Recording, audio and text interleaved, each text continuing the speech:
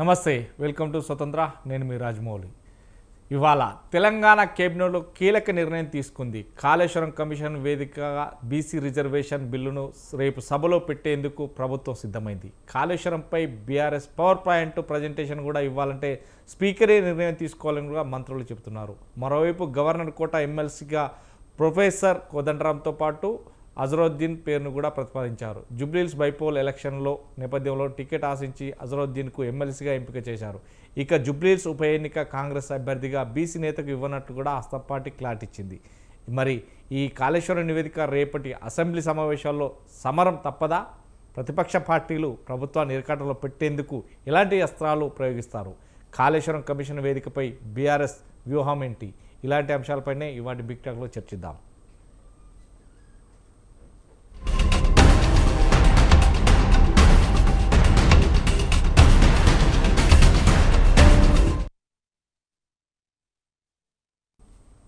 Yes, మనతో పాటు big టెక్లో పాల్గొన్నారు మన్నెం కోటేశ్వరరావు గారు, విశ్లేషకులు, కసుబా శ్రీనివాసరావు గారు, పిసిసి రాష్ట్ర అధికార ప్రతినిధి, అదే నందారెడ్డి బీజేపీ రాష్ట్ర అధికార ప్రతినిధి కూడా మనతో జూమ్లో జాయిన్ అయ్యారు. ముందుగా కోటేశ్వరరావు గారు చెప్పండి. గుడ్ ఈవినింగ్ అండి. Good evening. ఈరోజు చూస్తే ఏదైతే మా ఎమ్మెల్యే ఏదైతే మగంటి గోపీనాథ్ సంతాప సభకు సంబంధించి ఈరోజు తీర్మానం చేయడం జరిగింది. ఇదే ఇవాళ అయిపోయింది. ఈ నేపథ్యంలోనే బేస్ సమావేశం కూడా పెట్టారు. దీనికి పార్టీకి 2 చొప్పున వచ్చిన నేపథ్యంలోనే దాన్ని బైకట్ చేసి కూడా వెళ్ళడం జరిగింది. కానీ రేపు ఏం పెడతారు, రేపు ఏం సభలో పెడతారు అనేది మాత్రం రేపు మీకు 9 గంటలకు చూపెడతాము అంటూ కూడా కాంగ్రెస్ పార్టీకి సంబంధించినటువంటి మంత్రులు కూడా చెప్పారని చెప్పేసి హరీష్ రావు గారు అంటున్నారు. కానీ దాన్ని బైకట్ చేసి వెళ్ళొచ్చాము మేమని చెప్తున్నారు. కానీ రేపు మాత్రం పెట్టేది కాళేశ్వరం బిల్లు ఒకటైతే, కాళేశ్వరంకు సంబంధించినటువంటిది ఒకటైతే ఇది బీసీ బిల్లును కూడా పెడతామని చెప్తున్నారు. అలా ఎలా చూడొచ్చు? మొత్తం మీద బీఆర్ఎస్ పార్టీని ఇరకాటంలో పెట్టడానికేనా, లేదంటే కాంగ్రెస్ పార్టీని ఇరకాటంలో పెట్టడానికి బీఆర్ఎస్ వ్యూహాలు పనిందనుకోవచ్చా? రాజమౌళి గారు, కాళేశ్వరం ప్రాజెక్టుకు సంబంధించినటువంటి నివేదికను అసెంబ్లీలో లాంఛనంగా ప్రవేశపెట్టి దాన్ని పబ్లిక్ డొమైన్లో పెట్టడం, అదేవిధంగా కావలసినటువంటి వాళ్ళకి దాన్ని అధ్యయనం చేయడానికి ఇవ్వటం అనేటువంటిది ఒక ప్రక్రియ. గతంలో కూడా అదే విధంగా జరిగింది. ఏ కమిషన్ నివేదిక అయినా కానీ ముందు అసెంబ్లీకి సమర్పిస్తారు. మంత్రివర్గం ఆమోదించిన తర్వాత అసెంబ్లీకి సమర్పిస్తారు. సమర్పించిన తర్వాత దాని మీద అసెంబ్లీలో మరి వెంటనే చర్చకు పెడతారా, లేకపోతే మళ్ళీ దానికి ఏదైనా ప్రత్యేకమైనటువంటి సమావేశాలను ఏర్పాటు చేస్తారా అనేటువంటిది చూడాల్సి ఉంది. ఏమైనప్పటికీ ఒకటి మాత్రం ఖాయం. హైకోర్టు ఆదేశించిన మేరకు ఈ సెప్టెంబర్ నెలలో 30వ తారీఖు లోపల ఎన్నికలు, స్థానిక సంస్థల ఎన్నికలు జరగాల్సి ఉంది. అందుకు అవసరమైనటువంటి బిల్లుని మరొక బిల్లు పెడతారా, లేకపోతే జీవో జారీ చేస్తారా? ఎందుకంటే ఆల్రెడీ బిల్లు అనేసరికి మళ్ళా అది ప్రాసెస్ గవర్నరు లేదా రాష్ట్రపతి ఈ ప్రాసెస్ ఉంటుంది. ఆ ప్రాసెస్ లో ఇప్పటి వరకు పెట్టినటువంటి బిల్లు కానీ లేదా తెచ్చినటువంటి ఆర్డినెన్స్ కానీ అది మెటీరియలైజ్ కాలేదనేటువంటిది తెలిసింది. అందువల్ల మళ్ళా అటువంటి ప్రాసెస్కి వెళ్తారా, లేదా ఏదైనా అందరూ భావిస్తున్నట్టుగా ఒక జీవో ద్వారా చేస్తారా ఏమిటి అనేటువంటిది మనకి రేపు అసెంబ్లీలో ప్రారంభమైన తర్వాత కానీ మనకి స్పష్టత రాదు. ఒకటి మాత్రం స్పష్టం, బీఆర్ఎస్ పాలనలో జరిగినటువంటి కాళేశ్వరం నిర్మాణం కావచ్చు, లేదా దానిలో జరిగిందని చెప్తున్నటువంటి అవినీతి అక్రమాల మీద, అదేవిధంగా సాంకేతిక పరమైనటువంటి లోపాల గురించి, లేదా ఆ ప్రాజెక్టు తిరిగి పనిచేయడానికి వీలుగా ఉందా, లేదా రిపేర్ చేయొచ్చా, చేస్తే ఎంత ఖర్చు అవుతుంది ఏమిటి, ఇవన్నీ కూడా పెద్ద చర్చ లేకపోతే నిపుణులతోటే సంప్రదించాల్సినటువంటి అవసరం ఉందనేది మనకు తెలిసింది. అందువలన మరి రేపు అసెంబ్లీ సమావేశాలు ఏ విధంగా ఉంటాయి? ఒకవేళ కేసీఆర్ ఆ సమావేశాలకు వచ్చి తానే లీడ్ తీసుకొని కాళేశ్వరం నివేదిక మీద మా ప్రభుత్వాన్ని ఎండగడతారా, లేకపోతే హరీష్ రావు గారు లేదా కేటీఆర్ ఇట్లాంటి వాళ్ళకి వదిలేస్తారా అనేటువంటిది కూడా మనం చూడాల్సి ఉంది. నా అభిప్రాయం ప్రకారం కేసీఆర్ ఇప్పుడు కూడా అసెంబ్లీకి రాకుండా లేదా కాళేశ్వరం మీద ప్రతిపక్షం తరఫున ఆయనే చర్చకు గనక చొరవ చూపకపోయేట్లయితే జనంలో మరింతగా బీఆర్ఎస్ పార్టీ పలచనయ్యేటువంటి అవకాశం ఉందనేది నా అభిప్రాయం. అందువల్ల వాళ్ళు చెప్తున్నట్టుగా మాట్లాడటానికి తగినంత సమయం ఇస్తారా లేదా అనేటువంటిది వాళ్ళు వచ్చిన తర్వాత సమయం ఇవ్వకపోతే ఆ విషయాన్ని రాష్ట్రంలో ఉన్నటువంటి జనమంతా చూస్తారు. మరి ప్రభుత్వ చర్య కావచ్చు లేదా స్పీకర్ చర్య కావచ్చు, దాని మంచి చెడ్డల గురించి అప్పుడు చర్చ జరుగుతుంది. బీఆర్ఎస్ కి తన వాయిస్ ని వినిపించడానికి అవకాశం ఇవ్వలేదు అనేటువంటి అభిప్రాయం కలిగితే అది వాళ్ళకే మంచిదే. అందువల్ల ఏం చేస్తారు ఏమిటి అనేటువంటిది ఇప్పటికీ పజిల్గానే ఉంది. రేపు సమావేశాలు ఏ విధంగా జరుగుతాయి అనేది మనం చూడాల్సి. రైట్. ఇదే నేపథ్యం శ్రీనివాసరావు గారు ఈ నేపథ్యంలో ఇక ఏది చూసినా కానీ రేపు సమరం అయితే మొదలైందనే చెప్తున్నారు. కానీ ఇదే నేపథ్యంలో బీసీ బిల్లు 42% బీసీ బిల్లును రేపు చట్టసభలకు ఆమోదించి నైన్త్ షెడ్యూల్లో తీసుకురావాల్సింది. ఇప్పటికి మాత్రం అది కేంద్ర ప్రభుత్వం ఆమోదించలేదు. అది ఈ నేపథ్యంలో ఆగిపోయినప్పటికీ మాత్రం రేపు తీసుకొచ్చేదానికి మాత్రం ఏదైతే అసెంబ్లీలో తీర్మానం చేసి దానికి ఒక జీవో తీసుకొస్తే ఆ జీవోకు సంబంధించి కూడా రేపు కోర్టుకు వెళ్తారు కదా. ఇలాంటి పరిస్థితుల్లో బీసీల పట్ల నిబద్ధత ఉందనేది మాత్రమే ఏదైతే జూబ్లీహిల్స్ ఎలక్షన్కి సంబంధించి కావచ్చు, అక్కడ ఆ సీటు కోసం ఎరవేసుకొని కూర్చున్నటువంటి వ్యక్తిని ఎమ్మెల్సీగా ప్రపోజల్ చేయడం, అక్కడ బీసీ సంబంధించిన ఒక వ్యక్తిని పెడదామనే ప్రపోజల్ కూడా వచ్చినట్టు తెలుస్తుంది. అంటే ఇదంతా కూడా ఒక డబుల్ గేమ్ అనుకోవచ్చా?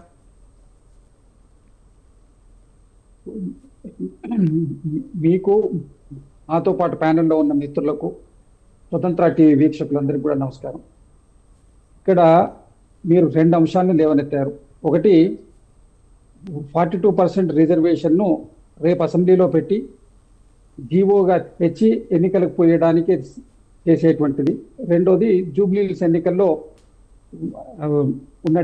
ఆశిస్తున్నటువంటి అజారుద్దీన్ గారిని ఎమ్మెల్సీగా పంపించి అక్కడ ఒక బీసీ అభ్యర్థిని పెడతారన్న 2 ప్రతిపాదనలు మీరు లేవనెత్తారు.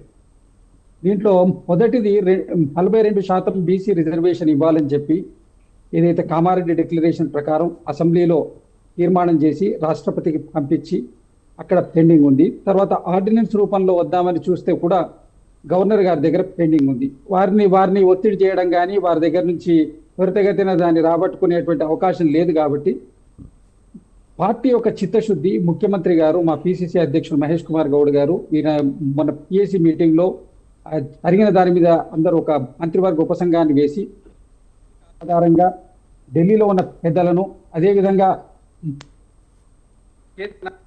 న్యాయ నిపుణులు అందరి సలహాలు తీసుకొని ఒక ప్రక్రియకు అంకురార్పణ చేస్తున్నారు. ఇది స్వాగతించదగినటువంటి అంశం. ముఖ్యమంత్రి గారు సాహసోపేతంగా చేస్తున్నవి సాహసోపేతంగా తీసుకున్నటువంటి నిర్ణయం. అదేవిధంగా పిసిసి అధ్యక్షుల వారు, మా పార్టీ వాళ్ళు కూడా అందరూ కూడా 42% రిజర్వేషన్ బీసీలకు ఇవ్వాలన్న చిత్తశుద్ధిని చాటుకుంటున్నారు. తర్వాత దీనికి కేసు వేస్తారంటే కేసు వేసి చట్టపరంగా ఏదన్నా చేసి జీవో రూపంలో వస్తే ఆపుతారంటే ఆపకుండా ఉండేటట్టు అందరూ చూసుకోవాలి. అన్ని పార్టీల వాళ్ళు ప్రయత్నం చేయాలి. 42% బీసీలకు ఇవ్వాలన్న ప్రేమ ఉన్నటువంటి ప్రతిపక్ష పార్టీలే కానివ్వండి, ఇతరులే కానివ్వండి, అందరూ కూడా దీనికి స్వాగతించాలి. సహకరిస్తే ఇది సెప్టెంబర్ లోపు హైకోర్టు నిర్దేశించిన దాని ప్రకారం ఎన్నికలు జరుగుతాయి.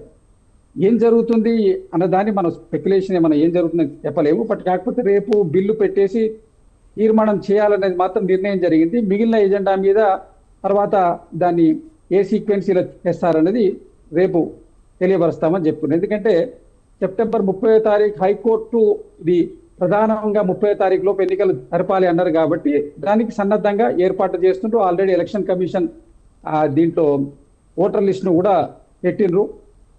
వెరిఫికేషను దాని అదంతా జరుగుతున్నది, ప్రాసెస్ అవుతుంది ఎలక్షన్ ప్రాసెస్. ఇప్పుడు దీని మీద రేపు బిల్లు పాస్ అవుతేనే రిజర్వేషన్స్ ఫైనల్ చేయాలి. 42 మిగిలింది కలిపి 69% రిజర్వేషన్స్ అన్నీ సరిచేసి ఇంకా దానికి ఒక ప్రక్రియ ఉన్నది. కాబట్టి రేపు ఫస్ట్ ఎజెండాలో అది తీసుకున్నారు. ఇది మోసపూరితంగా చేయడం కోసం కాదండి, కేవలం చిత్తశుద్ధితో చేస్తున్న అంశంగా అన్ని పార్టీలు స్వాగతించాలి. అదేవిధంగా ప్రజలు కూడా అందరూ దీన్ని స్వాగతించాలని మా విన్నపం. రెండో అంశం, మీరు జూబ్లీహిల్స్ ఎన్నికల్లో అజారుద్దీన్ గారిని తప్పించి బీసీ అభ్యర్థిని పెట్టాలని అనుకుంటే అయితే ప్రధానంగా ఇక్కడ మాకు అక్కడ ఉన్నటువంటి మైనార్టీ ఓటర్సే కానివ్వండి, మిగిలిన వాళ్ళు కూడా అందరు సానుకూలంగా ఉన్నారు కాబట్టి ఒక బీసీని అక్కడ అకామిడేట్ చేయాలి అంటే ఇప్పుడు మా అయితే 42% బీసీలకు ఇవ్వాలనేటువంటి ప్రతిపాదనను అమలు జూబ్లీస్ నుంచి జరపాలన్నది కూడా ఒక దాని కింద ముఖ్యమంత్రి గారు, పిసిసి అధ్యక్షుల వారు మహేష్ కుమార్ గౌడ్ గారు దాన్ని అనౌన్స్ చేయడం జరిగింది. దీన్ని తప్పించుకునే విధానంగా కాకుండా స్వాగతించదగ్గ విషయంగానే చూడాలి. ఎందుకంటే విమర్శించాల్సిన అంశం ఏం లేదు. అక్కడ అయితే సుప్రీంకోర్టులో కోదండరామ్ గారిది వారిది ఇద్దరిది రిజెక్ట్ అయిన సందర్భంలో మైనార్టీ ప్లేస్ లో అజారుద్దీన్ గారిని అకామిడేట్ చేసిండ్రు. దానికి జరగబోయేటువంటి పరిణామాలు సుప్రీంకోర్టు జడ్జిమెంట్ కు లోబడే ఉంటుందని చెప్పి ఆల్రెడీ వచ్చింది కాబట్టి దానికి అనుగుణంగా జరుగుతుంది. అది సజావుగానే జరుగుతుంది. అది ఇప్పుడు దీంట్లో 42% రిజర్వేషన్ విషయంలో చిత్తశుద్ధి ఉంది, కానీ ఇక్కడ అనుమానించాల్సిన అంశం ఏముందండి? 42% రిజర్వేషన్ అమలు పరచాలని అన్ని కోణాల్లో ప్రయత్నం చేస్తుండ్రు. అన్ని కోణాల ప్రయత్నం చేసి కాకపోతే పార్టీ పరంగా కూడా ఇచ్చి వెళ్తామని చెప్పి స్పష్టం చేసిండ్రు. ఆల్రెడీ ఫస్ట్ బిల్లు పెట్టినప్పుడే అసెంబ్లీలోనే చెప్పారు ముఖ్యమంత్రి గారు. సాధ్యమైనంత వరకు అధికారికంగా దీన్ని చేయాలనేటువంటి పూర్తి అన్ని కోణాల్లో ప్రయత్నం జరుగుతుంది. దాన్ని అన్ని పార్టీలు స్వాగతించి అందరు ఆమోదిస్తే అది సక్సెస్ అవుతుంది, ఎన్నికలు పోవచ్చు. ఇదండి. రైట్. హలో, బొమ్మెర రామూర్తి గారు నమస్కారం అండి. నమస్తే. ఎలా చూడొచ్చు ఈరోజు జరిగిన అసెంబ్లీకి సమావేశాల్లో, ఏదైతే అసెంబ్లీ సమావేశాల్లో ఒకనందుకు ఏదైతే స్వర్గస్థులైనటువంటి మన ఎమ్మెల్యే గారికి సంతాప తీర్మానం చేపట్టడం జరిగింది. అదేవిధంగా తను కొనియాడారు, ఒక మంచి నేతగా కూడా కొనియాడారు పార్టీలకు అతీతంగా. ఇదే నేపథ్యంలోనే అక్కడ ఒక బీసీ వ్యక్తిని నిలబెడుతున్నారు అనేది నేపథ్యం అయితే రేపు కాళేశ్వరం సంబంధించినటువంటి నివేదికను కూడా అందులో పెట్టి చర్చిస్తారు. ఈ రెండు అంశాలను ఎలా చూడొచ్చు రేపు? ఇప్పుడు గవర్నమెంట్ లో ఉన్నారు, జరిగిన పరిణామాలు చూస్తున్నారు. కాళేశ్వరం ప్రాజెక్టుకు సంబంధించిన పీసీ గోష్యూస్ కమిషన్ రిపోర్టు ఫస్ట్ అసెంబ్లీలో పెట్టాలి అని డిమాండ్ చేసిందే బీఆర్ఎస్ పార్టీ. పెడితే దాని లెక్కేంది? వీళ్ళు ఏమైనా తారుమారు చేశారా? ఆయన ఇచ్చిన రిపోర్టు అలానే ఇచ్చారా, లేదా వీళ్ళు ఏమైనా కొన్ని వాళ్ళకు అనుకూలమైన అంశాలు ఏమైనా పొందుపరిచారా అని కూడా తెలిసిపోతుంది.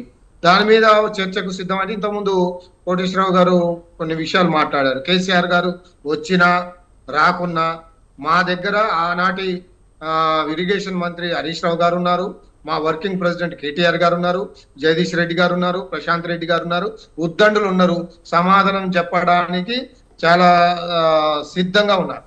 కాబట్టి వీళ్ళు సమాధానం వినకుండా తప్పించుకొని పోయే ధోరణి, మైకు ఇవ్వకుండా చేసే ధోరణి ఉంటే ప్రజలు ఆలోచిస్తారు, ప్రజలకు అర్థమైపోతుంది. కాబట్టి కాళేశ్వరం ప్రాజెక్టు మీద కానీ బీసీ రిజర్వేషన్ల మీద కానీ నిజంగా వీళ్ళకి చిత్తశుద్ధి ఉంటే కేంద్రంలో చేయాల్సిన చట్టాన్ని కేంద్రంలో చేయకుండా అక్కడ పోరాటం చేయకుండా అక్కడ బీసీ నాయకులకు ఇవ్వాల్సిన 42% మీద వాళ్ళ అగ్రనాయకులే రాకుండా అక్కడ వాళ్ళ ముఖం సాటేసి ఇక్కడ ఏదో తూతూ మంత్రం తుమ్మకాయ మంత్రం చేస్తామంటే అది కుదిరే పని కాదు. ఇది మళ్ళా కోర్టులలో కొట్టుడు పోతుంది. కాబట్టి వీళ్ళకు బీసీల మీద చిత్తశుద్ధి లేదనేది క్లియర్గా అర్థమవుతుంది. లేదు ఇక జూబ్లీస్ ఎన్నికే అనుకుందాం, సరే వాళ్ళు ఎవరిని పెట్టినా, బీసీని పెట్టినా, ఇంకెవరిని పెట్టినా మా నాయకులు ఆనాటి ఎవరైతే గోపీనాథ్ గారు చనిపోయారో వారి కుటుంబం నుండి ఇచ్చే అవకాశం ఉందని మాకు తెలుస్తున్నది. కాబట్టి ఖచ్చితంగా గోపీనాథ్ గారు చేసిన గొప్ప కార్యక్రమాలు జూబ్లీహిల్స్ లో గత 15 సంవత్సరాల నుంచి, అంతకుముందు 25 సంవత్సరాల నుంచి ఆయన రాజకీయాలలో ఉన్నారు.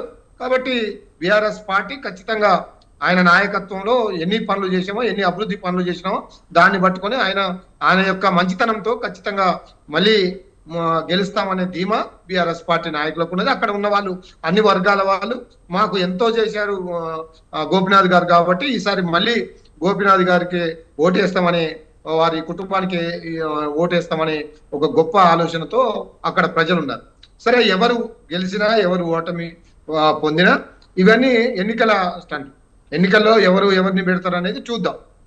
కానీ మేము మాత్రం ఒక బీఆర్ఎస్ పార్టీగా, ప్రతిపక్షంలో ఉన్న పార్టీగా, కాంగ్రెస్ పార్టీ ఎన్నికల హామీగా ఇచ్చిన ప్రతి అంశాన్ని నెరవేర్చాలని, తద్వారా ఎన్నికలు రెఫరెండంగా మీరు వాటినే కాదు, ఆయన ఒక్క ఎన్నికనే కాదు, ఇప్పుడు 10 మంది ఎమ్మెల్యేలు కూడా రేపు డిస్క్వాలిఫై చేసి ఆ ఎన్నికలు కూడా తీసుకురావాలని బీఆర్ఎస్ పార్టీ డిమాండ్ చేస్తుంది.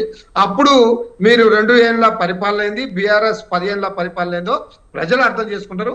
మీరు రెఫరెండం గా కూడా ప్రకటించాలని కాంగ్రెస్ పార్టీని నేను డిమాండ్ చేస్తున్నాను. మీరు 11 మంది ఎన్నికల్లో ఎంపీ ఎమ్మెల్యే ఎన్నికల్లో, తద్వారా బీఆర్ఎస్ స్థానిక ఎన్నికల్లో కూడా మీరు రెఫరెండంగా ప్రకటించండి. బీఆర్ఎస్ పార్టీ సత్తా ఏందో, బీఆర్ఎస్ పార్టీ పోరాటం ఏందో, బీఆర్ఎస్ పార్టీ చేసిన పనులేందో ప్రజలకు అర్థమై ఉన్నది. కాబట్టి ప్రజలు ఎప్పుడు ఎన్నికలు వస్తాయా బీఆర్ఎస్ పార్టీని గెలిపిస్తాం, కేసీఆర్ గారి నాయకత్వాన్ని బలపరుస్తామని వాళ్ళు సిద్ధంగా ఉన్నారు. వీళ్ళు చేసే టక్కుటమార గోకర్ణం గజకర్ణ విద్యలు ఇక పనికిరావు. బీఆర్ఎస్ పార్టీయే కాదు, ప్రజలకు అందరికి అర్థమైనవి. వీరి ప్రజా నయవంచక పాలన గత 2 సంవత్సరాల నుంచి నడుస్తుంది. ప్రజలకు ఇచ్చిన హామీలు ఒక్కటి కూడా నెరవేర్చకుండా మైండ్ డైవర్షన్ చేస్తూ ప్రజల్ని మభ్యపెట్టే ప్రయత్నాలు చేస్తున్నారు తప్ప ఒక్కటి కూడా నెరవేర్చలేదని ప్రజలు సిద్ధంగా ఉన్నారు. ఎప్పుడు ఎన్నికలు వచ్చినా బీఆర్ఎస్ పార్టీకి ఓటేస్తాం, కేసీఆర్ గారి నాయకత్వాన్ని బలపరుస్తామని ప్రజలు అనుకుంటున్నారు. కాబట్టి ఇప్పుడు తెలుస్తుంది వీళ్ళు చెప్పిన మోసాలు, వీళ్ళు ఆడిన అబద్ధాల పునాదులపై ఈ రోజు ప్రభుత్వాన్ని నడిపిస్తున్నారు. కాబట్టి ప్రజలకు అర్థమైంది అవకాశం ఎప్పుడు వస్తే ఒక్కొక్కరిని ఊర్లలో ఉరికించి కొట్టే అవకాశం ఇప్పుడు ప్రజలకు వచ్చింది. వాళ్ళకు అవకాశం కోసం వెతుకుతున్నారు. కాబట్టి వీళ్ళకు దమ్ముంటే, ధైర్యం ఉంటే వెంటనే ఎన్నికలు పెట్టాలి. ఆ ఎన్నికల్లో 10 మంది ఎమ్మెల్యేలతో పాటు జూబ్లీ హిల్స్ ఎమ్మెల్యే ఎన్నికలు కూడా వస్తాయని మేము అనుకుంటున్నాం. అలా వస్తే అప్పుడు అసలు ఆట మొదలవుతుంది. వీళ్ళ యొక్క కార్యక్రమాలు, వీళ్ళ యొక్క ప్రజా వ్యతిరేక నిర్ణయాలు ప్రజలు నిర్ణయిస్తాయని ఈ సందర్భంగా మీ ద్వారా, స్వతంత్ర టీవీ ద్వారా తెలంగాణ ప్రజలకు తెలియజేస్తున్నాం. ఇక మేము మోసం చేస్తాం, దగా చేస్తాం, మరొకసారి మసిపూసి మారేడుకాయ చేస్తాం, అన్ని కమిషన్లు వేసిరు, ఏ ఒక్క దాని మీద కోడిగుడ్డు మీద ఈకలు లాగినట్టే తప్ప ఒక్కదాని మీద కూడా ఒక ఆధారం సృష్టించలేకపోతున్నారు. కొంతమంది ఈ రోజు పొద్దున అసెంబ్లీలో అద్దంకి దయాకర్ మాట్లాడతాడు. నిజంగా ఆయనకు బుర్ర ఉన్నదో లేదో, ఏదో పదవి వచ్చిందని కేసీఆర్ మన రేవంత్ రెడ్డికి అడుగులకు మడుగు దొరుకుతూ మాట్లాడుతున్నాడు. కేసీఆర్ గారే అసలైన ముద్దాయి. ఎవరు చెప్పిండే? నీకెవడన్నా చెప్పిండా? కేసీఆర్ ముద్దాయి అని కోర్టు తేలవాలి. కోర్టులో ఉన్నది కదా ఇష్యూ. నువ్వేదో నీకు అది కాంగ్రెస్ కమిషన్ ని బయట పెట్టుకొని ఇగో కేసీఆర్ ముద్దాయి చెప్తే చూస్తూ ఊరుకోవడానికి ఇక్కడ సిద్ధంగా ఎవరు లేరు. తెలంగాణ ప్రజలు అసలు లేరని ఈ సందర్భంగా తెలియజేస్తూ నోరు దగ్గర పెట్టుకొని మాట్లాడాలి. విజయశాంతి గారు మాట్లాడినా, అద్దంకి దయాకర్ మాట్లాడినా, ఇంకా ఎవడు మాట్లాడినా వాస్తవాలు, ఆధారాలు దగ్గర పెట్టుకొని మాట్లాడాలి. ఆధారాలు లేకుండా ఎవడు మాట్లాడినా తీవ్రంగా స్పందిస్తామని ఈ సందర్భంగా మీ ద్వారా తెలియజేస్తున్నాం. రైట్. రామూర్తి గారు, నిన్న ఏదైతే బీఆర్ఎస్ సంబంధించినటువంటి ఎమ్మెల్యేలు స్పీకర్ దగ్గరికి వెళ్ళి పవర్ ప్రజెంటేషన్ చేయడానికి ఖచ్చితంగా మాకు అసెంబ్లీలో ప్రవేశపెట్టాలని అడిగినప్పటికీ మాత్రం ఈరోజు కూడా శ్రీధర్ బాబు గారు చెప్పాడు. ఎందుకంటే పవర్ ప్రజెంటేషన్ చేయాలంటే అది స్పీకర్ అనుమతితోటే జరగాలి, స్పీకర్ నిర్ణయం తీసుకుంటారు. కానీ కాళేశ్వరంకు సంబంధించినటువంటి పవర్ ప్రజెంటేషన్ చేయాలి అని అంటే స్పీకర్ అనుమతి వస్తుందని అనుకుంటున్నారా ఖచ్చితంగా? ఇప్పుడు వాళ్ళు ఏదో పవర్ పాయింట్ ప్రజెంటేషన్ ముఖ్యమంత్రి చేస్తాడు, ప్రతిపక్షానికి కూడా ఇవ్వాలి కదా. మీరు చెప్పేదే వాస్తవాలు అయితే, మీరు చెప్పేదే అభూత కల్పనలు కాకుంటే ప్రతిపక్షాలు చెప్పేది వినాలి. మా హరీష్ రావు గారు ఆల్రెడీ మా తెలంగాణ భవన్లో చాలా క్లియర్ గా కుండ బద్దలు కొట్టేటట్టు ఈ తెలంగాణ రాష్ట్ర ప్రజలకే కాదు ప్రపంచంలో తెలంగాణ ప్రజలకు అందరికీ అర్థమయ్యే రీతిలో చాలా బ్రహ్మాండంగా వివరించారు.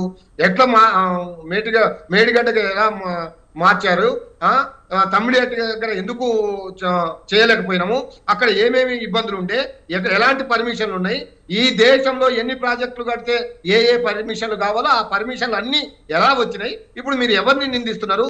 పర్మిషన్లు ఇచ్చిన కేంద్ర ప్రభుత్వాన్ని, లేదా కట్టించిన కేసీఆర్ గారిని, కట్టిన అక్కడ ఉన్న కాంట్రాక్టర్ల? మీరు ఇంతవరకు కాంట్రాక్టర్లు అడిగారు, కాంట్రాక్టర్ల దగ్గర పోరు, ఎలాంటి చర్యలు తీసుకోరు, ఎందుకు కూలిందో మీరు పరీక్షలు చేయరు. ఇవన్నీ చేయకుండా కావాలని కేసీఆర్ గారి మీద నిందలు వేయడాన్ని తీవ్రంగా ఖండిస్తున్నాం. కాబట్టి మీరు ఏదైనా చేయాలనుకుంటే, ఏమైనా మాట్లాడాలనుకుంటే ఆధారాలతో, ఒక నిపుణులైన కమిటీలతో వేసి అక్కడ నిజమైన ఆధారాలు తీసుకొని మీరు ఏమైనా ప్రవేశపెట్టాలి. కానీ ఉత్తుత మేము ఏదో 60 పేజీల్ని తీస్తాం, 600 పేజీ 650 పేజీల్ని పక్కన పెడతాం, మాకు అనుకూలమైనవి మాత్రమే తీసుకొచ్చి చేస్తామంటే అది కుదరదు. అందుకనే మాకు ప్రతిపక్షంలో ఉన్న మాకు కూడా అవకాశం ఇవ్వండి. అసెంబ్లీలోనే మీ యొక్క బండారాన్ని బయట పెడతాం, మీరు చెప్తున్నది అవాస్తవాలని నిరూపిస్తాం. మాకు అన్ని విధాలుగా అన్ని రకాలుగా మాకు ఆ కాళేశ్వరం మీద పూర్తి అవగాహన ఉన్నది. కాబట్టి ఎవరికి అన్యాయం చేసిన ప్రాజెక్టు కాదు, ఎక్కడ కుంభకోణాలు జరిగిన ప్రాజెక్టు కాదు. మీరు అలా చెప్పి పబ్బం కలుపుకున్నారు, తద్వారా ఓట్లు సంపాదించుకున్నారు, తద్వారా అధికారంలోకి వచ్చారు. ఇది మాయ మాటలు, ఇది మోసపూరితమైన మాటలు, మీరు చేస్తున్నాయని అబద్ధాలని నిరూపించడానికి మా దగ్గర అన్ని రకాల ఆధారాలు ఉన్నాయి. మీ దగ్గర ఆధారాలు ఉంటే మీరు చెప్పాల్సింది చెప్పండి, మేము చెప్పే అవకాశం కూడా మాకు అసెంబ్లీలోనే ఇవ్వాలని, అవకాశం ఇవ్వాలని డిమాండ్ చేస్తున్నాం. రైట్. నందారెడ్డి గారు, చెప్పండి. నందారెడ్డి గారు, ఈరోజు చూస్తే మాత్రం ఏదైతే కాళేశ్వరంకు సంబంధించిన చర్చ మాత్రం జరుగుతుంది. రేపు ఏది ఏమైనా కానీ కాళేశ్వరంకు సంబంధించిన బిల్లును అందులో పెట్టి ఆ ప్రజెంటేషన్ చేస్తారు. ఈ నేపథ్యంలో కాళేశ్వరం ఏ రకంగా మారింది, రీడిజైన్ పేరుతో ఎవరు దీంట్లో విపత ఉన్నారు అనే దానికి ఒకటైతే, ఇంకోటి బీసీకి సంబంధించి చట్టసభలు అంటే చట్టసభలో తీర్మానం చేసి పంపించినప్పటికీ మాత్రం అది ఆల్టర్నేట్గా మాత్రం రాలేదు. ఎందుకంటే 9th షెడ్యూల్లో రావాల్సిన నేపథ్యంలో అది కేంద్ర ప్రభుత్వం దానికి సానుకూలంగా లేదు ఖచ్చితంగా. అండ్ రేపు పెట్టబోయే అసెంబ్లీలో మళ్ళీ పెట్టబోయే దాంట్లో పరిస్థితి ఎలా ఉండబోతుంది అంటే పార్టీ పరంగా ఇస్తారా, లేదు అంటే దానికి జీవో ఇంప్లిమెంట్ చేస్తారా, ఎలా చూడొచ్చు? ముందుగా రాజమౌళి గారు, మీకు తోటి మిత్రులకు అదేవిధంగా ప్రేక్షకులకు నమస్కారం. నేనేమంటుండా, టీఆర్ఎస్ పార్టీ ఎట్లా ఉన్నదంటే గుమ్మడికాయల దొంగ ఎవడా బాబు అంటే భుజాలు కొనుక్కున్నటువంటి ఒక పరిస్థితి ఉన్నది. కాళేశ్వరం ప్రాజెక్టు మీద టీఆర్ఎస్ పార్టీ పవర్ ప్రజెంటేషన్ ఇస్తామని ఒకరోజు ముందే పోయి స్పీకర్కు మొరబెట్టుకున్నారు, మంచిగానే ఉన్నది. కానీ టీఆర్ఎస్ పార్టీ రాష్ట్రంలో 10 సంవత్సరాలు పాలించినప్పుడు ఎప్పుడన్నా అసెంబ్లీ చర్చ నడిచిందా? కనీసం తెలంగాణ రాష్ట్ర ప్రజల మీద కానీ, ప్రజల్లో జరుగుతున్నటువంటి ఒక అవినీతి అక్రమాల మీద కానీ, లేకపోతే ఎమ్మెల్యేలు చేసినటువంటి ఒక అక్రమాల మీద కానీ, ఎంపీలు చేసినటువంటి ఒక అక్రమాల మీద కానీ, టీఆర్ఎస్ పార్టీ అగ్రనాయకత్వం చేసినటువంటి ఒక అక్రమాల మీద కానీ, ప్రజా సమస్యల మీద కానీ ఎప్పుడన్నా అసెంబ్లీలో చర్చ జరిగిందా? ఇది విడ్డూరమైనటువంటి ఒక విషయం, నంబర్ 1.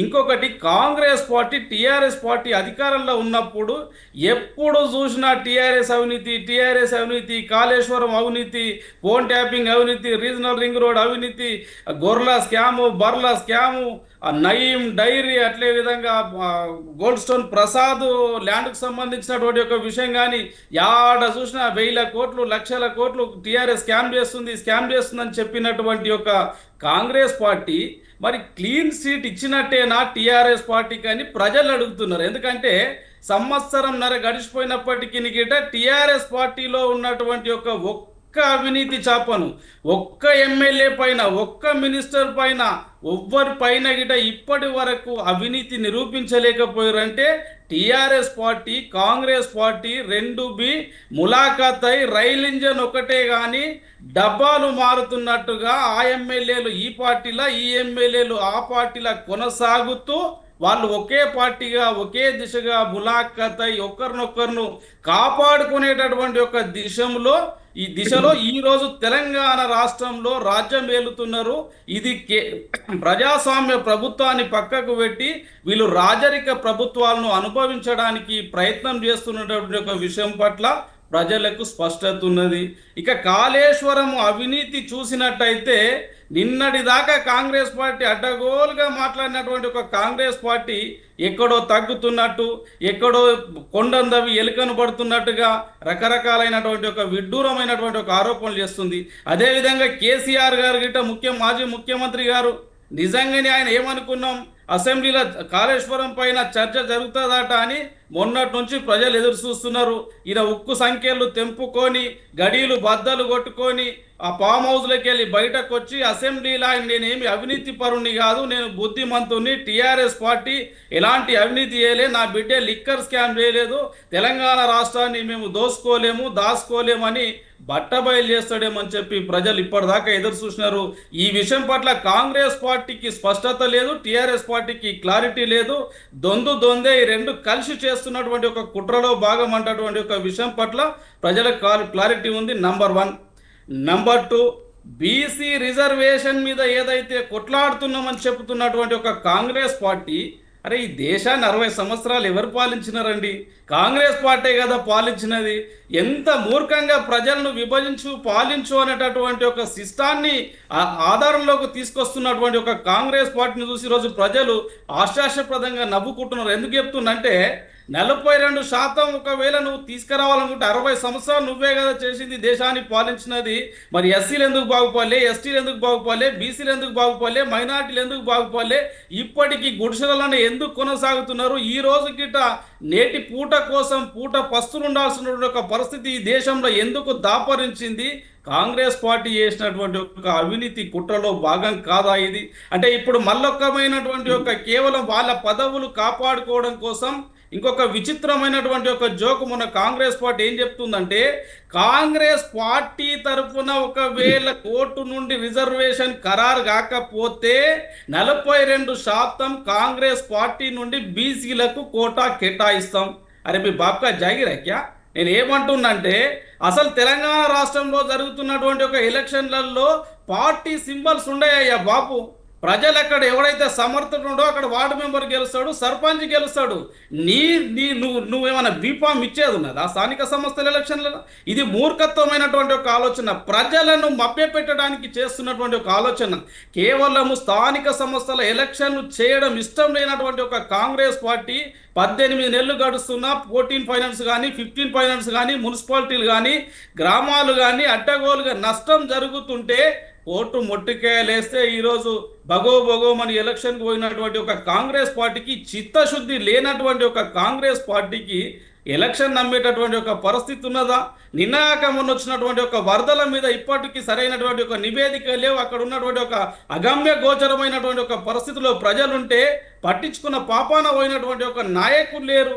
ఎంత విచిత్రం అండి కాంగ్రెస్. కనీసం పశువులను కాపాడాల్సినటువంటి ఒక అవసరం ఉంటుంది, మూగ జీవాలను కాపాడాల్సినటువంటి ఒక అవసరం ఉంటుంది. గ్రామాలు తీసుకొచ్చి మనం ఎక్కడనో ఫంక్షన్ హాల్లో పెడితే వాళ్ళకి కనీసం అన్నం లేదు, నీళ్లు లేవు, దోమలు విపరీతమైనటువంటి ఒక దోమల్లో ఇబ్బంది పడుతున్నారు. తక్షణం వాటి మీద ప్రభుత్వం వెంటనే ఆలోచన చేసి వాళ్ళని కాపాడుకోవాల్సినటువంటి ఒక బాధ్యత ఉంటుంది. అదేవిధంగా రైతాంగానికి ఈరోజు మూడు రోజులు వర్షం పడుతుంటే గిట్ట కిలోమీటర్ పొడవున యూరియా కోసం చెప్పులు పెట్టి 3 రోజులు ఉపవాసం ఉండి పోలీసుల దెబ్బలు తింటూ నానా రకాలుగా ఇబ్బంది పడుతున్నటువంటి ఒక రైతాంగాన్ని ఆదుకోలేనటువంటి ఒక కాంగ్రెస్ పార్టీని ప్రజలు ఏ విధంగా ఆదరిస్తారండి? ఇది విచిత్రమైనటువంటి ఒక జోక్. కాకపోతే నేనేమంటున్నా, కాంగ్రెస్ పార్టీ వేరు కాదు, టీఆర్ఎస్ పార్టీ వేరు కాదు, రెండే. వీళ్ళు చేసినటువంటి ఒక అవినీతి అంతా గిట్ట బయటకు వస్తుంది ఏదో ఒక రోజు. కాంగ్రెస్ ఆడుతున్నటువంటి ఒక నాటకం బీసీ రిజర్వేషన్ 42% ఏదైతే ఉన్నదో ఇది బట్టగాల్చి భారతీయ జనతా పార్టీ మీద పడేయాలని ప్రయత్నం చేస్తున్నటువంటి ఒక కాంగ్రెస్ పార్టీకి ఈరోజు ముస్లింలను 10% మీరు ఏ విధంగా కలుపుతారు? ఈ దేశాన్ని 800 సంవత్సరాలు పాలించినటువంటి ఒక ముస్లింలు బీసీలకు ఎట్లొస్తారని చెప్పి భారతీయ జనతా పార్టీ అడిగితే దానికి సమాధానం లేదు. ఏ కోణం నుండి వాళ్ళని 10% కలుపుతారంటే దానికి సమాధానం లేదు. కానీ కనీసం 30 తప్పులు అంటే కేవలం కులగణన బీసీ కులగణన చేసినటువంటి ఒక కాంగ్రెస్ పార్టీ 30 తప్పులు ఉన్నాయని చెప్పి వాళ్ళ కాంగ్రెస్ పార్టీని పంపించినటువంటి ఒక నివేదికలు చూపించినటువంటి ఒక దానికి సమాధానం చెప్పదు.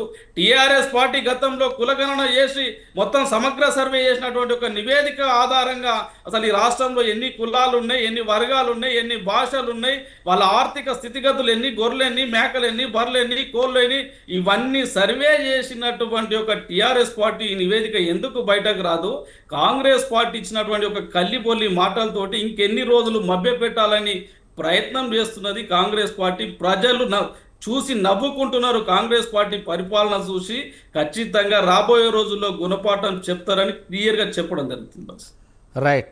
కోటేశ్వరరావు గారు, చెప్పండి. కోటేశ్వరరావు గారు, ఇప్పుడు మనం చూస్తే ఏదైతే ఎలక్షన్లకు సంబంధించి బీసీ రిజర్వేషన్ 42% ఖచ్చితంగా ఇచ్చి తీరుతాము, ఖచ్చితంగా ఆర్డినరీ తీసుకొస్తామని చెప్పినటువంటి కాంగ్రెస్ పార్టీ అదే నేపథ్యంలోనే లేదు అంటే మేము పార్టీ తరపున కూడా 42% ఇస్తామని చెప్పేసి ఇది ఇప్పుడు లేవనెత్తేసి మళ్ళీ రేపు అసెంబ్లీకి వెళ్తాము, అసెంబ్లీలో చర్చించి ఖచ్చితంగా అసెంబ్లీ బిల్ పాస్ చేస్తాము అంటున్నాం. అంటే అసెంబ్లీలో పెట్టినంత మాత్రాన ఇదివరకు పెట్టిందే ఇప్పుడు పెట్టినంత మాత్రాన జీవో తీసుకొస్తే దాని మీద కోర్టును కూడా ఆశ్రయిస్తారు కదా. అలాంటి పరిస్థితుల్లో ఇప్పుడు కాంగ్రెస్ పార్టీపై ఎలాంటి భారం పడనుంది?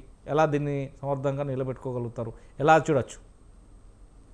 మీరు చెప్పినటువంటి దానిలో రెండు అంశాలు ఉన్నాయి.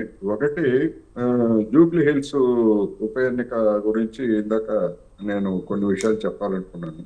తర్వాత ఈ జూబ్లీ హిల్స్ ఉప ఎన్నికలో అజారుద్దీన్ గతంలో పోటీ చేశాడు.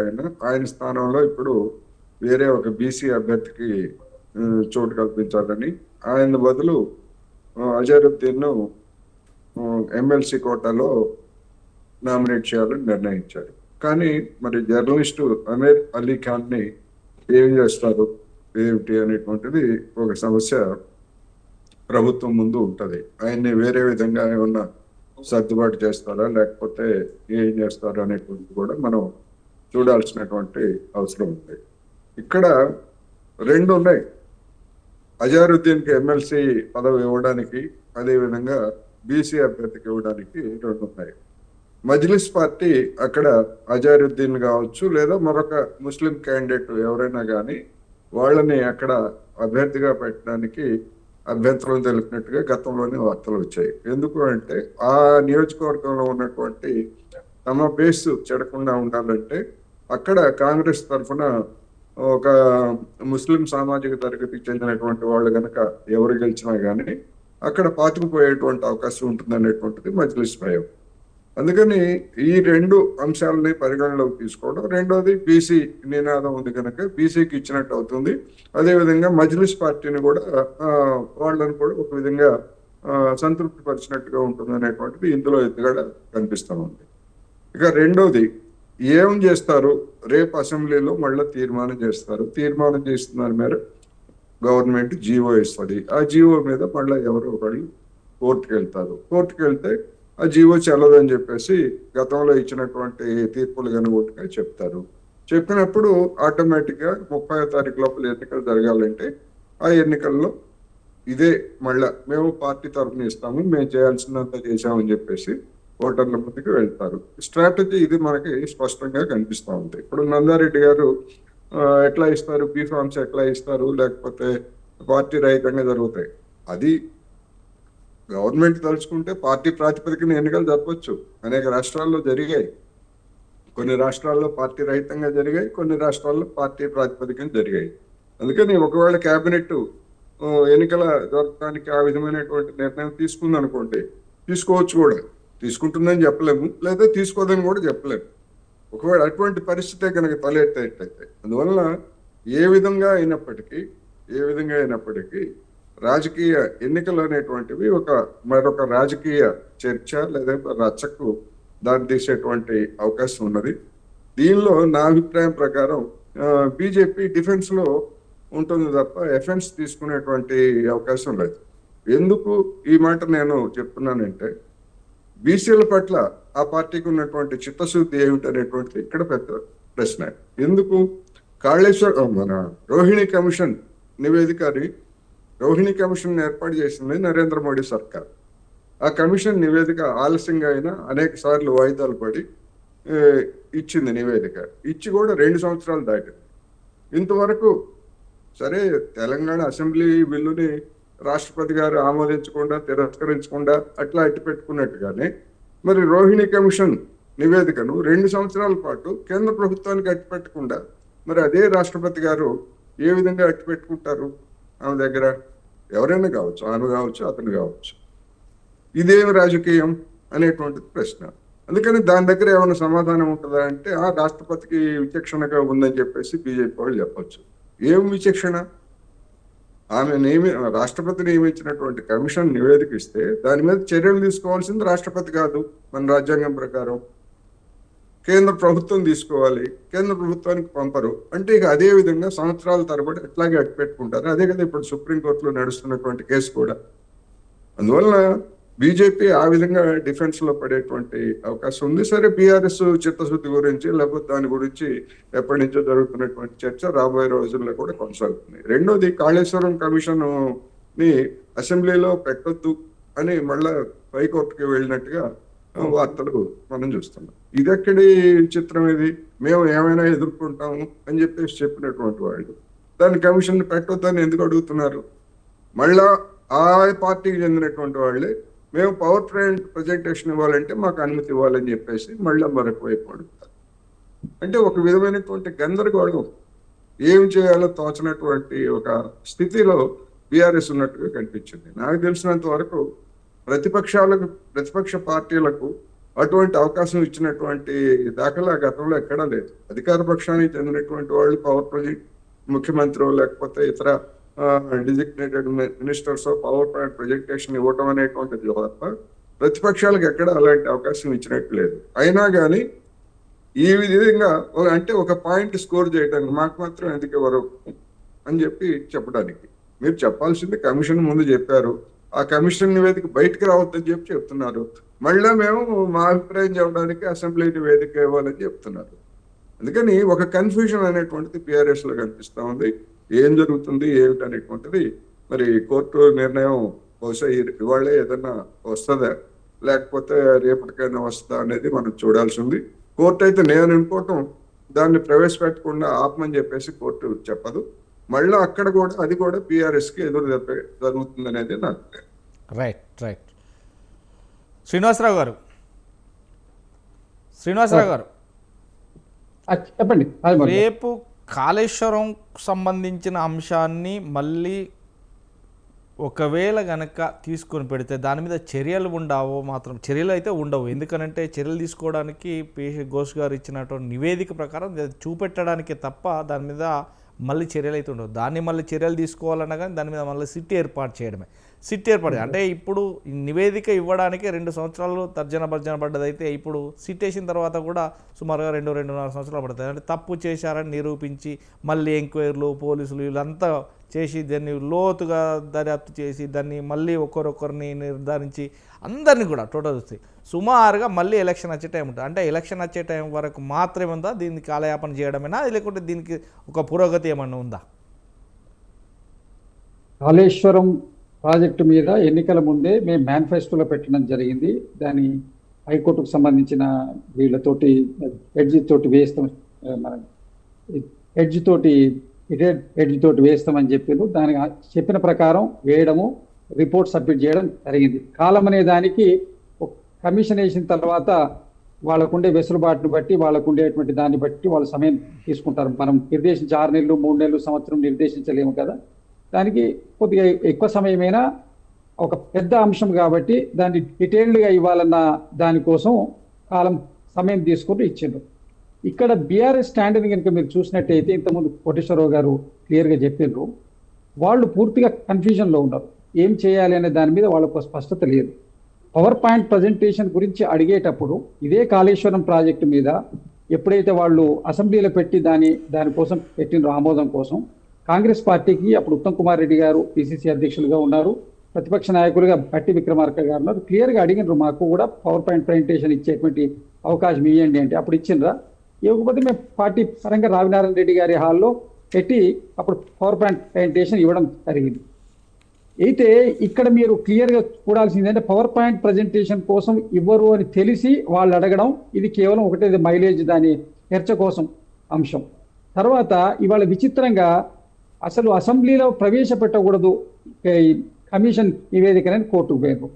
మొన్ననేమో 60 పేజీల రిపోర్ట్ మాత్రమే ఇచ్చిండ్రు, 600 పేజీల రిపోర్ట్ ఉంటే మాకు పూర్తిగా బయట పెట్టలేదు, వీళ్ళు ఏం చేస్తారని ఇప్పుడు ఇంతకుముందు రామూర్తి గారు కూడా మాట్లాడుతూ చెప్పిండ్రు. దాంట్లో వీళ్ళ సొంత కవిత్వం ఉన్నదా లేకపోతే కమిషన్ రిపోర్ట్ ఏమున్నదా, మీరు ఇష్టం వచ్చినట్టు చేస్తే బాగుండదు, విజయశాంతి గారు అట్లా అన్నారు, అద్దంకి దయాకర్ గారు ఇట్లా అన్నారని చెప్పి వారు విమర్శించారు. రేపు అసెంబ్లీలో పబ్లిక్ డొమైన్లో పెడుతున్నప్పుడు చూసిన తర్వాత దాని మీద స్పష్టంగా మాట్లాడండి. దాంట్లో మీరు కరెక్ట్గా పెట్టిందా లేదా అని. అసెంబ్లీలో పెట్టొద్దని మీరు పెట్టాలని డిమాండ్ చేసేది మీరే, పెట్టొద్దని మరి హైకోర్టుకు పోయేది మీరే. ఇది ఎంతవరకు సమంజసంగా ఉంది, వాళ్ళ యొక్క మానసిక స్థితి ఎట్లా ఉందన్న దానికి ఇది నిదర్శనం. రెండోది కాళేశ్వరం ప్రాజెక్టు నా బ్రెయిన్ చైల్డ్, అసలు నేను నా యొక్క స్వెట్ అండ్ బ్లడ్ తోటి నేను ఏర్పాటు చేసినటువంటిదని కేసీఆర్ గారు అనేక మీటింగుల్లో అనేక ప్రెస్ మీట్లలో అనేక కార్యక్రమాల్లో చెప్పినటువంటి కేసీఆర్ గారు వారు స్వయంగా వారు ఇప్పుడు అపోజిషన్ పార్టీ లీడరు, వారు వచ్చి ప్రధాన ప్రతిపక్ష నాయకుడు ఆయన సభకు వచ్చి దాని మీద క్లియర్గా చెప్పొచ్చు కదా, వాళ్ళ పొరపాటు లేకపోతే. ఇది ఒక మంచి వేదిక, మంచి అవకాశం కదా, ప్రజలందరికీ అర్థమవుద్ది మీరు తప్పు ఉన్నదా లేదా నివేదిక గురించి చర్చించవచ్చు, మీరు చెప్పదలుచుకున్నటువంటి పాయింట్ ఆఫ్ వ్యూ చెప్పొచ్చు కదా. కేసీఆర్ గారు సభకు రావచ్చు కదా, కేసీఆర్ గారు రారు, హరీష్ రావు గారు ఉన్నారు, కేటీఆర్, మరి వాళ్ళు ఎవరు కూడా ఉపసభా నాయకులు కూడా వారు ఇంతవరకు ఎన్నుకోలేదు, ఉపసభా నాయకుడు కూడా లేడు. ఇవాళ మీటింగ్ కూడా వాళ్ళు బైకాట్ చేసి వెళ్ళొస్తారు, దాని మీద ఎజెండా మీద క్లియర్గా డిస్కస్ చేయకుండా వెళ్ళొస్తారు. వాళ్ళు కేవలము ప్రజల యొక్క అటెన్షన్ని డైవర్ట్ చేయడానికి, వాళ్ళ తప్పులను కప్పిపుచ్చుకోవడానికి హైకోర్టుకు పోయి మీరు నివేదిక పెట్టొద్దు అని అడిగితే అర్థమైందండి, వీళ్ళు తప్పు చేసినట్టు క్లియర్గా ఒప్పుకుంటారు కదా.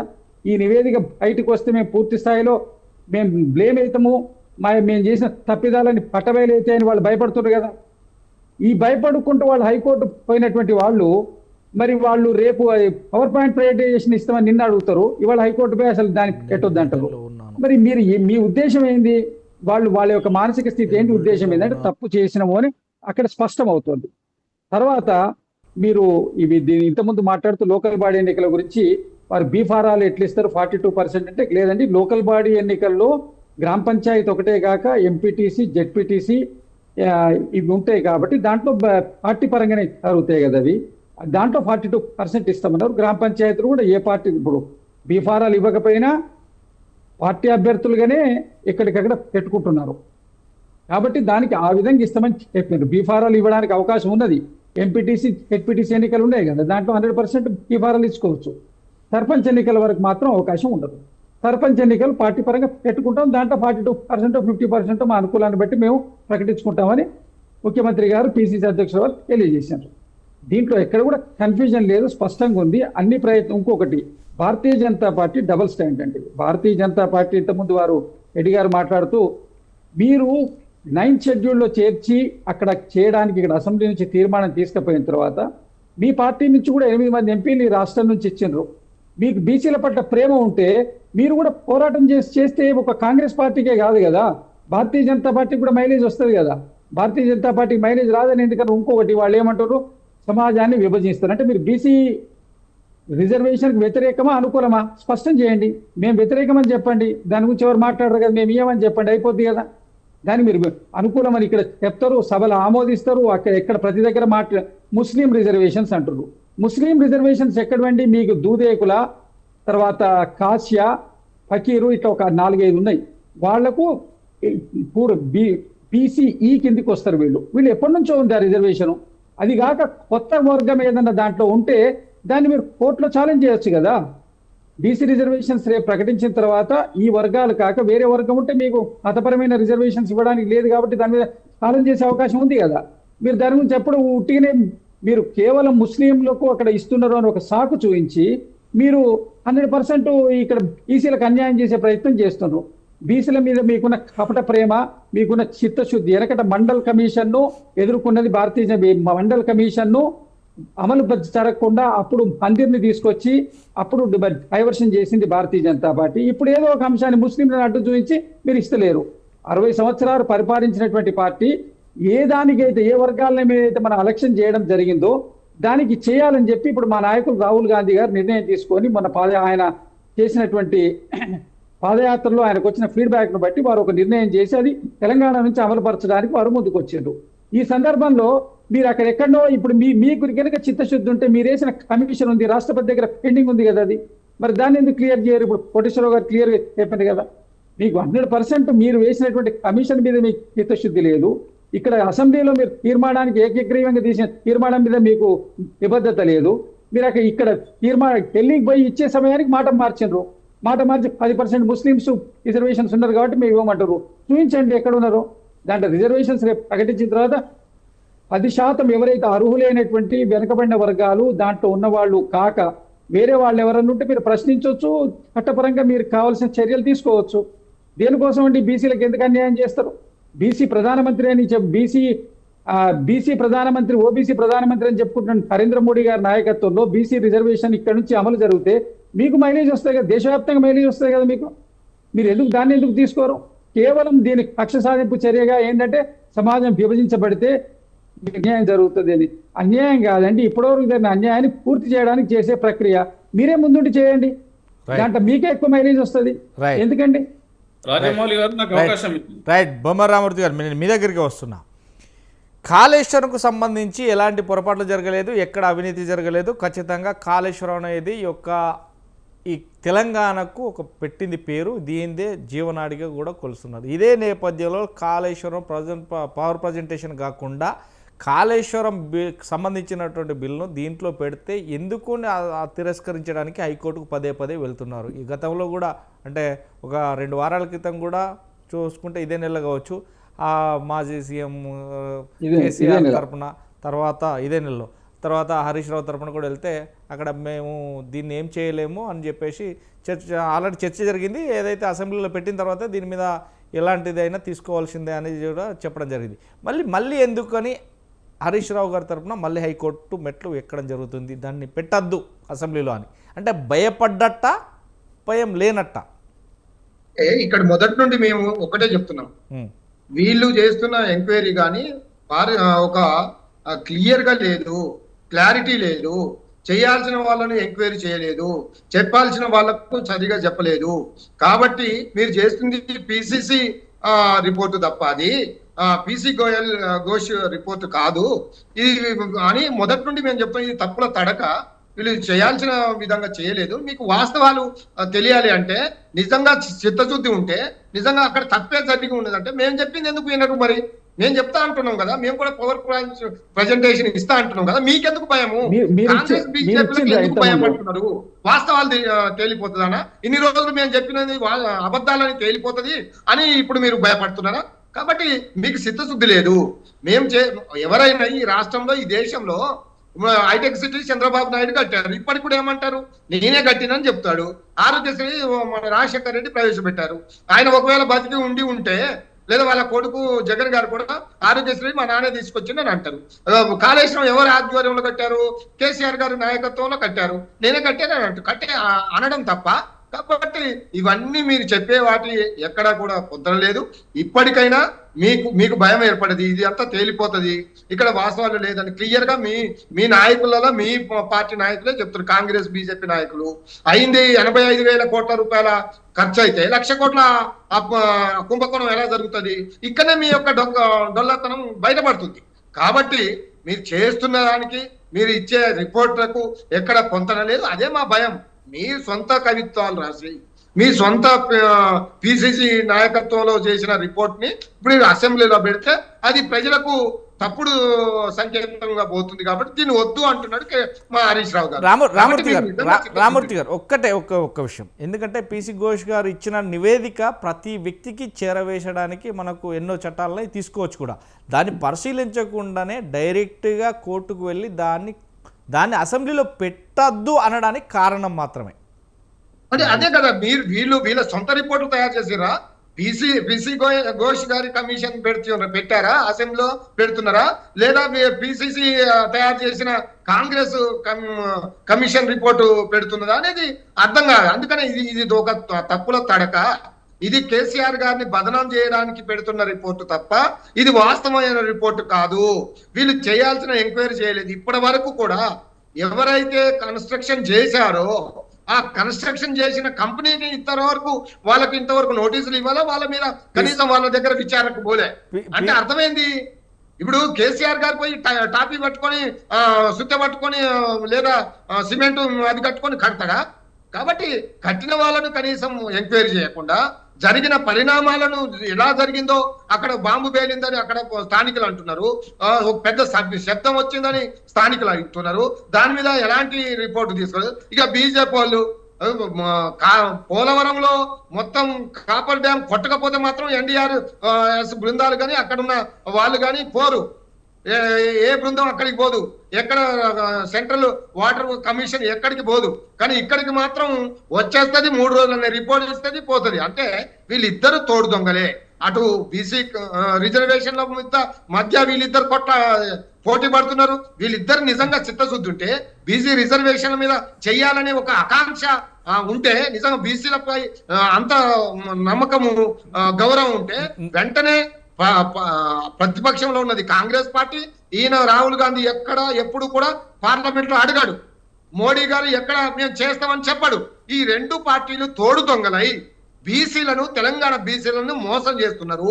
ఈ ఇద్దరు ఏకమైతే 10 నిమిషాలలో ఒక్క రోజుల్లో చట్టం అవుతుంది. ఒక మరి clarity, ఎందుకు ఒక- చేయడం లేదు? రామూర్తి ఓ గారు. పెద్ద పెద్ద పొడుగు మాటలు మాట్లాడుతున్నారు రామూర్తి బీజేపీ నాయకులారా. రామూర్తి గారు, ఒక మీకు చిన్న ఎందుకు clarity. మరి ఈ సోయి రావడం లేదు? ఒక చిన్న ఓ కాంగ్రెస్ నాయకులారా, మీ రేవంత్ రెడ్డి పోయి ఢిల్లీలో ధర్నా చేస్తే మీ కాంగ్రెస్ పెద్దలు ఎందుకు రాలేదు? దీని మీద సోయి లేదేంటి? కాబట్టి మీరు చెప్తున్నది ఈ ఏవైతే 420 అబద్ధాలు ఆడినట్టే ఉన్నది.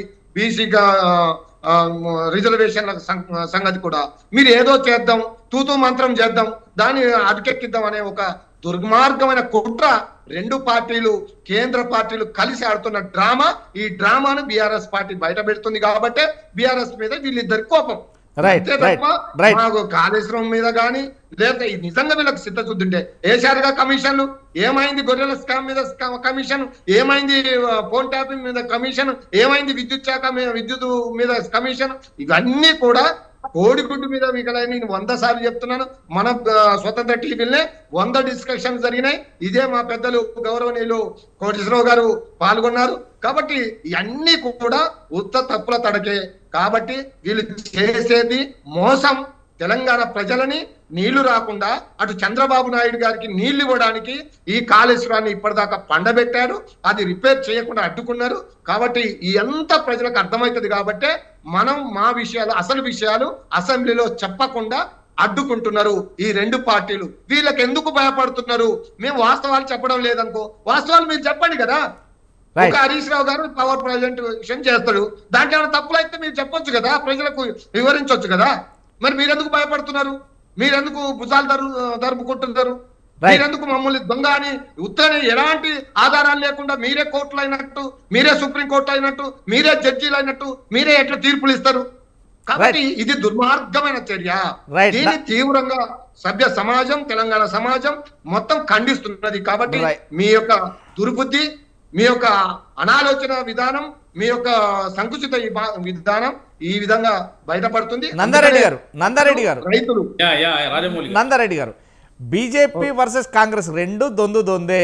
ఇదే నేపథ్యంలో ఇదంతా కూడా కుట్ర పనితమవుతుంది. ఎందుకంటే చంద్రబాబు నాయుడుకి నీళ్ళు ఇవ్వాలనే కుట్రపూరిత జరుగుతుంది కాబట్టి కాళేశ్వరం నీళ్ళు ఆపట్లేదు అంటుంది. అంటే ఎప్పుడైనా నాకు ఒక చిన్న క్లారిటీ విషయం కావాలి. ఎప్పుడైనా బీజేపీ బీఆర్ఎస్ ఒకటని కాంగ్రెస్ అంటుంది, కాంగ్రెస్ బీజేపీ ఒకటని బీఆర్ఎస్ అంటుంది, కాంగ్రెస్ అండ్ కాంగ్రెస్ బీఆర్ఎస్ రెండు ఒకటని బీజేపీ అంటుంది. అంటే ఎప్పుడైనా ఈ పార్టీలు కలుస్తాయా? మొన్నటి వరకు అయితే బీఆర్ఎస్ బీజేపీతో పొత్తు కలుస్తుంది, లేదంటే విలీనం అవుతుందనే ప్రచారమే జరిగింది తప్ప ఎప్పుడైనా ఎక్కడైనా కలుస్తుంది. ఒక చిన్న క్లారిటీ తోటి ముగించుకుందాం, టైం లేదు.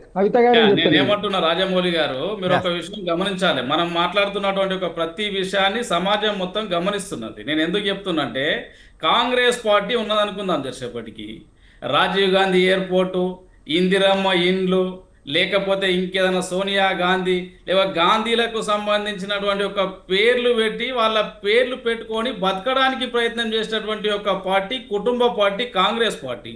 ఇందాక సోదరుడు చెప్పినట్టుగా టీఆర్ఎస్ పార్టీ అంటేనే కేసీఆర్ కట్టిండు, కేసీఆర్ కొడుకు ఉండాలి, రాజ్యాధికారమా?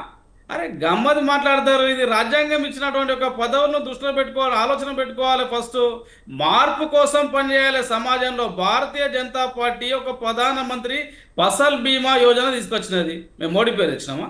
అంటే నేను ఏమంటుండా, ఏదన్నా స్కీమ్స్ తీసుకొస్తే ప్రధానమంత్రి స్కీమ్స్ కానీ లేకపోతే ముఖ్యమంత్రి స్కీమ్స్ కానీ ఉండాలి. ఆయన రేవంత్ రెడ్డి స్కీమ్స్, కేసీఆర్ స్కీమ్స్, మన కేటీఆర్ స్కీమ్స్, అబద్ధాలండి. మాట్లాడేది నువ్వు విను, నేను విన్నా. రామూర్తి గారు మీరు వినండి, రామూర్తి గారు ఏమంటున్నా, రాజమౌళి గారు వీళ్ళకు గుమ్మడికాయల దొంగ అంటే భుజాలు కొనుక్కునే పరిస్థితి. అరే కేసీఆర్ చెప్పినటువంటి ఒక మొత్తం అబద్ధం మాటలే. దళిత ముఖ్యమంత్రి, దళితులకు 3 ఎకరాల భూమి, దళిత బంధు, బీసీ బంధు, గిరిజన బంధు, ఎస్టీ బంధు, అదేవిధంగా ఇంటికొక ఉద్యోగము, కార్పొరేట్ హాస్పిటల్, ధరణి, ప్రజల భూములు గుంజుకున్నటువంటి ఒక పాపం కలిగినటువంటి ఒక కేసీఆర్ కు, టీఆర్ఎస్ పార్టీకి తెలంగాణ రాష్ట్రంలో ఒక్క ఒక్క పార్లమెంట్ సీటు గిట్ట ఇవ్వలేరు తెలంగాణ ప్రజలు సమర్థులు. కేవలం టిఆర్ఎస్ పార్టీ అవినీతిని అంతం చేయడానికి అప్పుడున్నటువంటి ఒక పరిస్థితులకు అనుకూలంగా కాంగ్రెస్ పార్టీకి అవకాశం ఇస్తే కాంగ్రెస్ పార్టీ ఎన్నో నేరారోపణలు చేసినప్పటికీ ఏ ఒక్క చట్టపరమైన ఏ ఒక్కరి మీద చర్యలు తీసుకుంటూ ఖచ్చితంగా కాంగ్రెస్ పార్టీని గిట్ట ప్రజలు గమనిస్తున్నారు, గద్దె దించడానికి గిట్ట ప్రయత్నం చేస్తారు. స్థానిక సంస్థల ఎలక్షన్లలో కాంగ్రెస్ పార్టీకి ఎవరు ఓటేస్తారండి? మీరు గుర్తుపెట్టుకోండి, భారతీయ జనతా పార్టీ స్థాపన జరిగిన నుంచి నేటి వరకు ఏ రోజైతే చెప్పినటువంటి ఒక పని తూచా తప్పకుండా చేసినటువంటి ఒక party Bharatiya Janata party. 370 article తీసేస్తామన్నాం, Rama మందిర నిర్మాణం చేసి తీర్తామన్నాం, త్రిభువన్ మీ తలాక్ జీవితాలకు దేవుడు తీసేస్తామన్నాం. చెప్పిన రైట్ నందారెడ్డి గారు దేవుడి పేరు చెప్పడం, Right. మనుషుల మధ్య కొట్లాడ పెట్టడం, ఓట్లు దండుకోవడం. రైట్ థ్యాంక్ యూ అండి, థ్యాంక్ యూ వెరీ మచ్. మొత్తం మీద ఈరోజు బిగ్ టాక్లో పాల్గొన్నటువంటి మన్యం కోటేశ్వరరావు గారికి, కసుబా శ్రీనివాసరావు గారికి, బొమ్మ రామూర్తి గారికి, నందారెడ్డి గారికి థ్యాంక్ యూ వెరీ మచ్ అండి. మొత్తం మీద రేపు పవర్ ప్రజెంటేషన్తో పాటు ఏమేమి కార్యక్రమాలు ఉంటాయి, ఒకవేళ గనక కాళేశ్వరం ప్రాజెక్టుకు సంబంధించినటువంటి బిల్లు ప్రవేశపెడితే ఎలాంటి చర్చలు జరుగుతాయి, ఈ నేపథ్యంలోనే 42% బీసీ రిజర్వేషన్కి సంబంధించి ఆర్డినెన్స్ తీసుకొస్తారా, లేదు అంటే అసెంబ్లీలో తీర్మానం చేసి మళ్ళీ దాన్ని ఒక జీవో తీస్తారా, ఎలాంటి అంశాలపైనే బిగ్ టాక్లో మళ్ళీ చర్చించే కార్యక్రమం